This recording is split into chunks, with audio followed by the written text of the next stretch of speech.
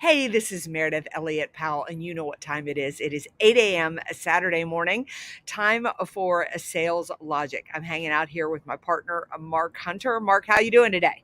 I'm doing great. And hey, we got a great show because it's very timely because of something that's going on in Switzerland right now.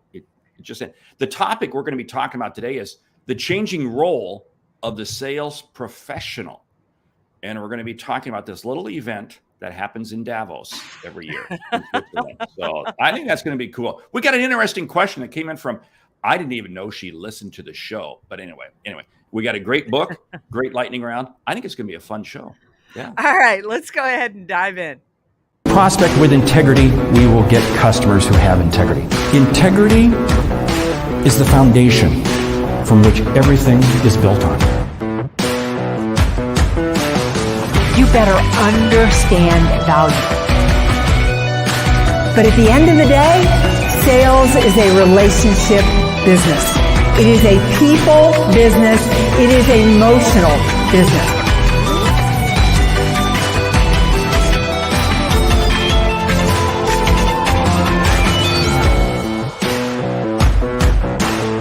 This is Sales Logic. Mark, I'm going to tell everybody how the show works, and then Sure. you can get us rocking and rolling. Every got week we come to you for about 25, 30 minutes, and we are lucky to have an engaged audience. We kick off every week with a question from you. So if you want to get involved, you want to get active in Sales Logic, go to saleslogicpodcast.com. And our website is refreshed, brand new. So take a look at that as well. We've got a hot topic. We recommend a book. And because we want you to get return on investment, you leave with a lightning round. All right, let's rock and roll. Hey, the topic we're talking about is the changing role of the sales professional. Let me read the question, and then I'm going to share with you, an idea. We got to do our show live from Davos next year. Yeah, Okay? I would. Let's go to the World Economic Forum. We've got to make that happen. Anyway, hey, the question comes from this listener, Mayor. I believe that's you. Yes, I love it. I've got the question this week. Yeah, I know. Hey, I've been glued this week to the World Economic Forum in Davos, Switzerland. So much talk around the forget it. Juxtaposition. Juxtaposition. Thank you. Not enough coffee this morning. Of the slowing economy and the continued lack of labor participation. The result, companies are turning to AI, looking to solve their future labor issues with technology. How will this impact sales professionals? Before you jump in, I got to share with you something, because I really thought coming into Davos this year, the hot topic was going to be crypto, because of the whole collapse of the crypto market last year, Sam, all of the issues. And it's amazing how ChatGPT just emerged and became the top issue at Davos all week. AI. Yeah. So jump in. What are your thoughts? Well, I thought this was so interesting. Like I said, and yes, thanks, Dave. I am in Kissimmee, Florida, today, getting ready to speak to a dental conference. But like many of you, I was just really fascinated that there was so much talk around the economy and everything in Davos. But the one thing that is throwing everybody off is that labor participation is still down. And so businesses, CEOs are doing what they do, and they're saying, forget it. We're tired of trying to solve this problem, raise wages, do all this. We're going to really start to solve our own problems with technology. So there's going to be a lot more self-serve. There's going to be a lot more robots, a lot more of those types of things. And I think this is going to have dramatic impact on the sales professional. But the impact it's going to have is we are going to become more valuable than we have ever become before. Because the one thing, and every IT person will admit it, the one thing that IT really can't do, even though they're fooling around with it, is really think its way through a problem. Just yesterday I checked in here to the Marriott, and they put me through, obviously, a chat box at the beginning. And I needed something that was a tiny bit out of the box. She must have asked me 6 times. She said, "I don't understand. Could you phrase that differently?" Which is obviously what's been programmed in. And it was so frustrating because she couldn't think. So I think more than anything, we are going to have to become incredible listeners and incredible problem solvers and really working at a higher level. But you know what? This brings up some interesting point. Our toleration, societal tolerance of chatbots. I mean, go back 40 or 50. You came out of the finance industry. You came out of banking. And go back to the early days of the ATM. Oh, the ATM. Why would anybody use an ATM? And there was a lot of pushback on that. Then it became very well accepted. And today it's hey, do banks even need brick and mortar branches? So in other words, technology continues to evolve, and we're going to see this. But you are right. Salespeople, the role of salespeople is never going to be diminished because there's as much de-education and correct information that we're going to be called on to be able to give. Because like you got caught in that loop. We've all been caught in that loop. Anybody who has made an airline reservation, anybody who has had, it is amazing at how when you go online, not when you go online, but you try to, even when you go online, you get caught up into these loops. So I think, and this is what I found fascinating at Davos, listening to some of the interviews. It's going to be an easy guess to try to think that AI is going to solve these problems. It's not. This is going to be a long and twisting road.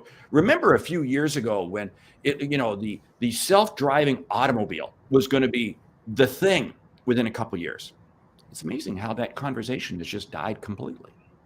Not hearing nearly as much of it. So these are going to be ebbs and flows all along the way. I love what Lee Salz is talking about. I've been unwinding technology with clients. Too much technology in the sales process, and you lose the personalization, which is reigned today's sites is the key to success. You're right. More than ever, we have to be personalizing what we're doing. Yeah, and I think I love Lee is such a sales guru, and you make such a great point there. Is that we have to be strategic with technology. I mean, I keep thinking about these CEOs in Davos just saying they're tired of the labor participation, the down numbers. They're just going to solve it with technology. You can't do that. Mark, how you want to use technology in the sales process and how I want to use it in the sales process will be very different. And that is where the salesperson has to figure that out. Where do you want personalization, and where do you want ease of things? When I check into I was staying at a Four Seasons in Baltimore last week. And to tell you the truth, there was too much personalization involved in the sales process. It was 1:30 a.m. I'd had flights delay like crazy. I had an 8 a.m.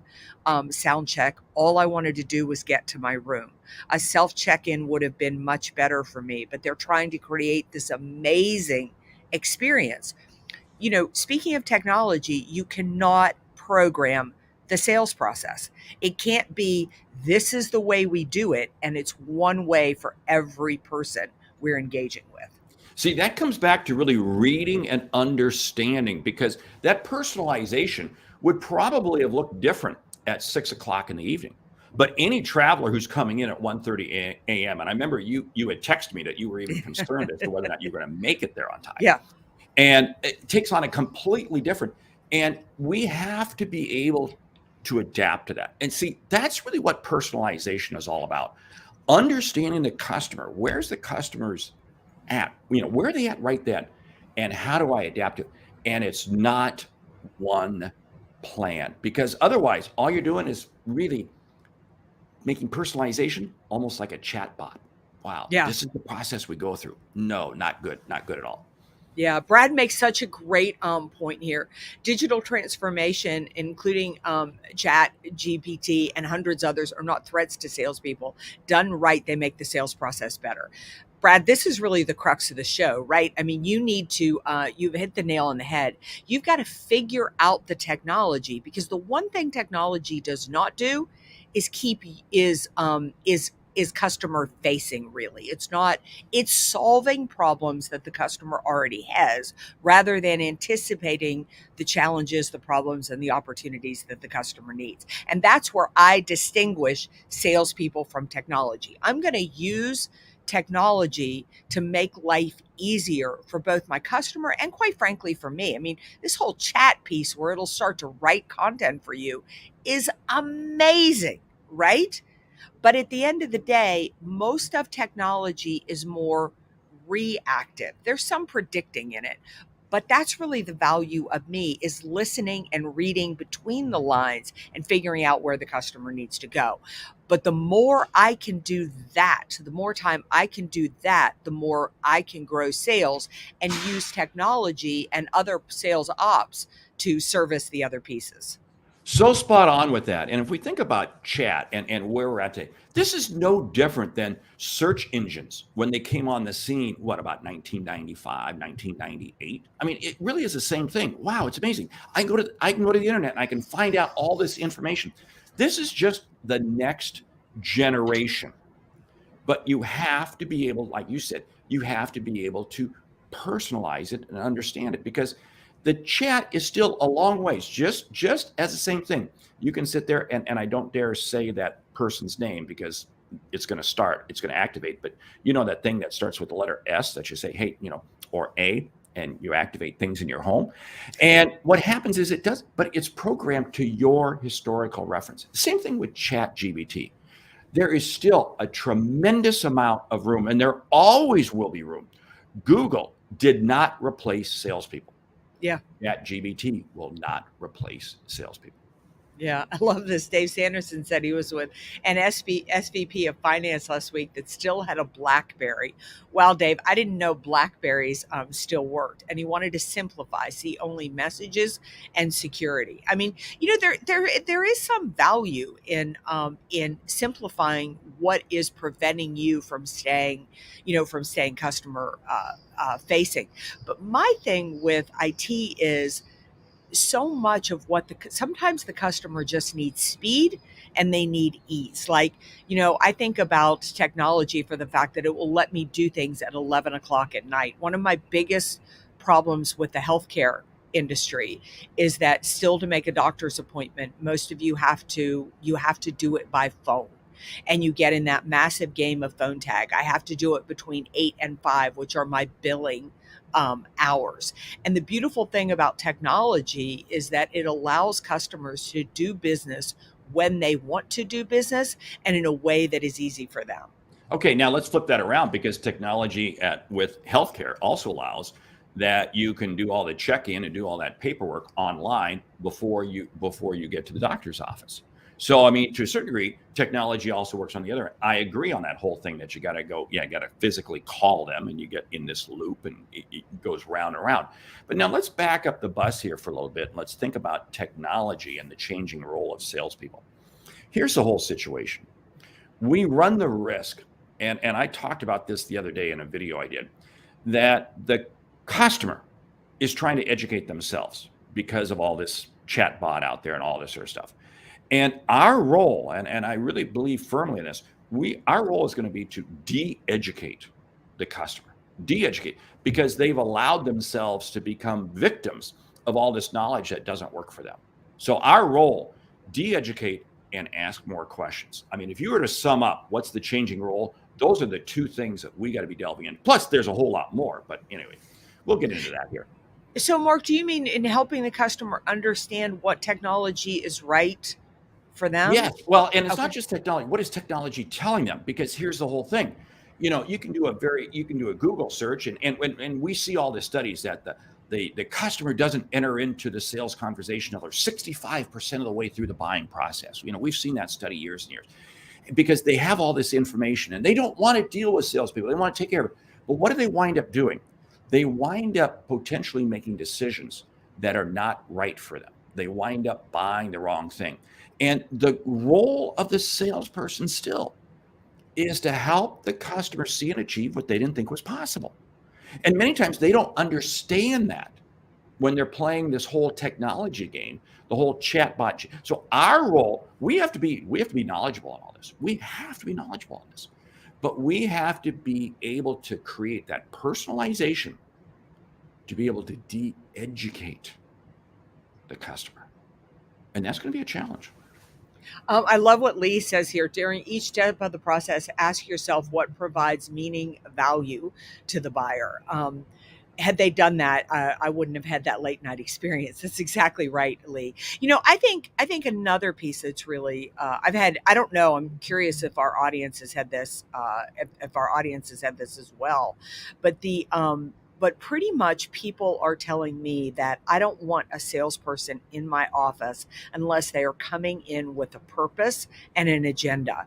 I do a lot of work in the manufacturing space, and a lot of manufacturing reps used to drop by, used to come by and see people and engage with people. You can't do that anymore because technology, even if it doesn't make you more efficient, it has given this perception of efficiency. I mean, who doesn't love the fact that you can get up in your jammies and do a Zoom call rather than drive across town, sit in somebody's office, right? I mean, what used to take 2 hours now can be done in probably 40 minutes. And customers have become very mindful of that.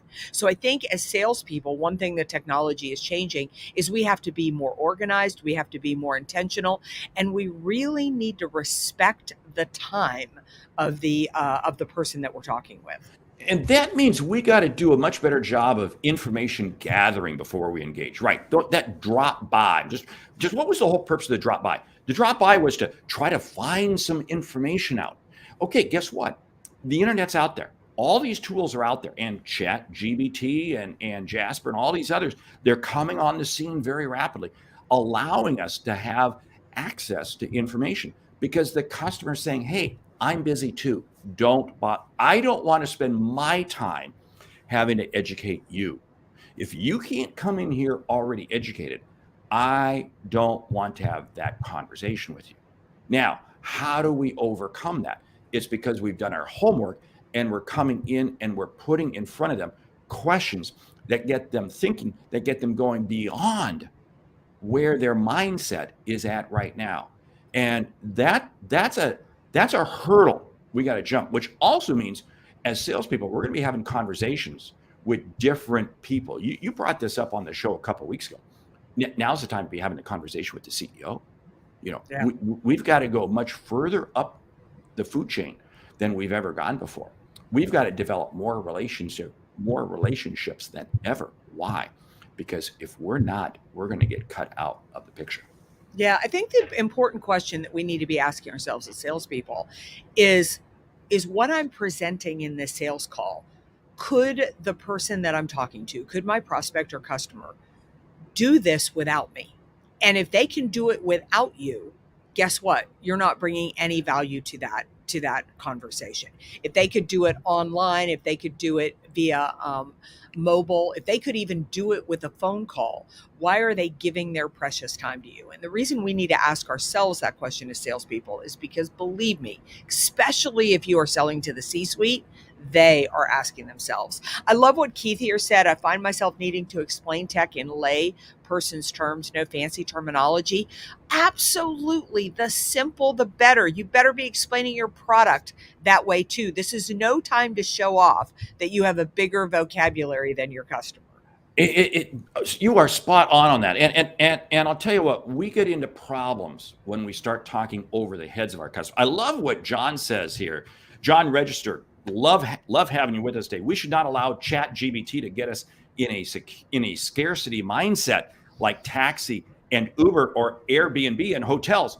But I've been playing around with it and had to write a case study on why John Register is the best keynote speaker for the insert industry.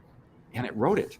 Wow. Think about that. Now, see, this is what's cool. Wait a second. You got to get that last line. He says now I'm using parts of that to position myself to that industry. See, I love it because John is using technology to his advantage. See, there's nothing wrong with that. That is allowing John to be a better salesperson, to be able to sell him into that industry. That's using it right. See, this is, we cannot have the mindset that technology, whatever form it comes in, is a risk to us. We have to embrace it and use it because it simply is going to help us open up more doors. I'm excited for the opportunity. Think about the show that we're doing right now. Would Sales Logic have been possible 10 years ago? No, no, it really would not have been. But the format, the tools, and the way we do that, it works today. And that's a benefit to us and to the listening audience. That's powerful. That's using technology. Don't run from it. Embrace it. Yeah, I think that I love the point that Brad makes here with doctors, and I think the crux of this show is that as salespeople, we need to realize that that technology is going to change our role, is going to actually enhance it, but we need to be getting on board with technology. Right now, we need to be thinking about ways to integrate it into the sales process and think about ways that it can truly help our customers and be in front of it. You know, years ago, a lot of years ago, I heard an expert get on stage and talk about LinkedIn long before any of us were using LinkedIn. And somebody from the audience got up, raised their hand and said, I think this sounds like a waste of time. And I'll never forget what the speaker said. He said, it is a complete waste of your time right now. He said, I can't think of a single piece of value that this is going to bring to you other than the fact 4 to 5 years from now, this is going to be the premier social media spot for anybody doing business. And if you try to get involved 4 to 5 years from now, you're going to be so far behind, you will never catch up. And that's stuck in my mind. We have to be willing right now to be inefficient to be 10 times as efficient in the future. And as Mark said, really be that expert with the customer and help them figure out what technology is right for them, what technology is not, and then how we can personalize the process. And don't think the experts have all the answers. Bill Gates, many years ago, made the comment that he didn't really see the need for everybody to have a personal computer. There were several lines that and I wish I had time to research it. I should ask Chat GBT. And he said several things regarding technology and the internet and so forth, and totally wrong. So don't think for a moment that the experts are necessarily going to lead the way. It's up to us ourselves to be able to find the way that's going to work for us. And this is the key thing about technology. What technology works for Mayor may not work for me. What technology works for me may not work for Mayor. You have to embrace what works for you. But go back to Dave Sanderson's comment way early in the show where he talked about he was with the SVP that still had a BlackBerry. You got to be kidding me. Now, that's archaic, okay? That is, the 90s are calling. They're asking for their BlackBerry back. Yeah. Guy, such a great point, that technology is just revolutionizing the delivery of nutrition, but you found that it's a challenge to keep the main thing. So key, right? For us, it's what is adding value and benefit to that person, whether it's nutrition, whether it's healthcare, whether it's whatever. But how do we almost become the gatekeepers of that technology? But the thing that I love about this high-tech crazy world, and at the end of the day, when I need a problem solved and I need it solved fast, the quicker I can engage with an individual, the happier I am. It is still a people business, still an emotional business. I totally agree there. And you still come back to this whole piece.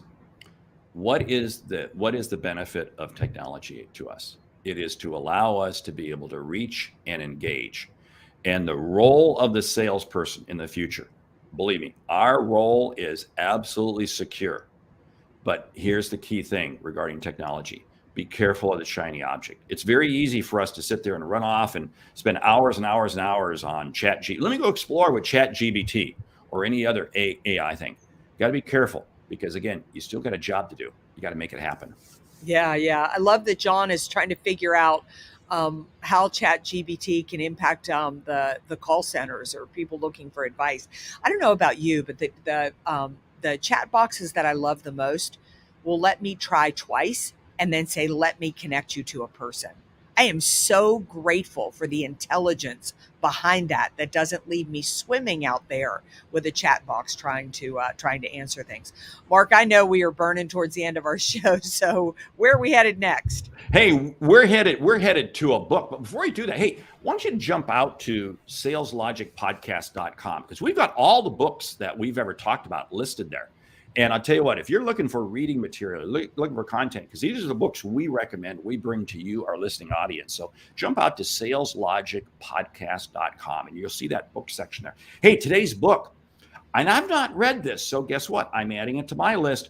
Who, Not How by Dan Sullivan. Talk to us about it, Mayor. Yeah, so I just finished reading this book, and I'm sure many of you out there have read it, but I thought it was a good fit, given that what we're really talking about today is productivity, efficiency, best delivery methods. And the idea behind, famous idea behind Dan Sullivan is that we shouldn't be asking ourselves, how are we going to get more accomplished? How can we do something?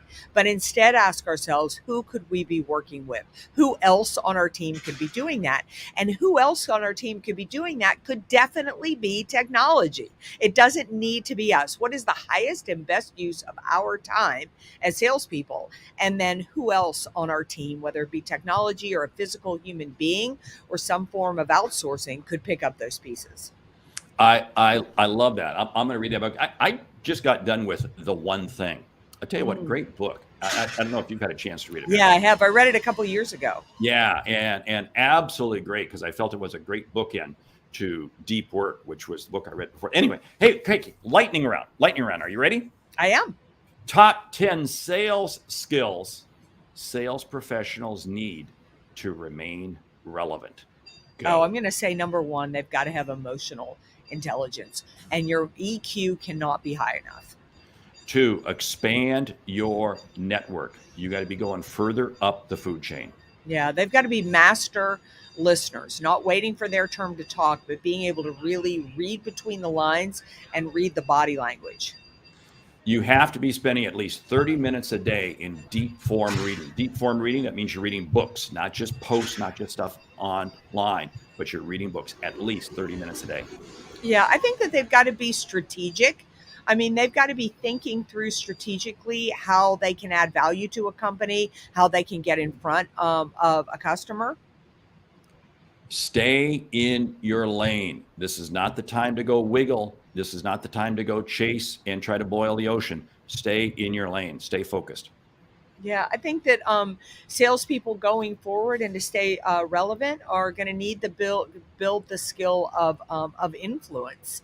Are you somebody that people follow? Are you somebody that people look to? Are you somebody that people come to for advice? And you have to always be willing to be held accountable to other people. Have somebody outside of your selling space that you can be bouncing ideas off of and you can be learning from. Once you share one more, I'll share one more. We'll close it down. Yeah, I think that salespeople to remain relevant are going to need to increase their activity and be selling from a place of power rather than a place of need, selling for the long term rather than the short term gain. Be careful of who you hang out with. Your mom was always right. Be careful of the friends you choose. Jim Rohn said you become the sum of the 5 people you associate with. That's why we love this audience, Sales Logic Podcast, because these are incredibly intelligent, gifted people. We love interacting with you. You've got to find your community and hang out with them. And with that, we want to say, hey, thank you for listening to Sales Logic this week. If you like what you hear, subscribe, rate, and review the show on your favorite podcast app. If something we've said has earned you a single dollar, hey, consider telling a friend, because it's really how we grow when we help you grow. I'm Mark Hunter. Absolutely. And I'm Meridith Elliott Powell. And remember, when you sell with confidence and integrity, uncertainty suddenly becomes your competitive advantage. Hey, this has been another great show, hasn't it? It has become another great show. So join us right back here next week, 8 a.m. Eastern. We've got another great topic, another great question from the audience. Until then, go to saleslogicpodcast.com, download some of the old episodes, leave a review, close a bunch of deals this week, and we'll see you right back here next week, 8 a.m. Eastern.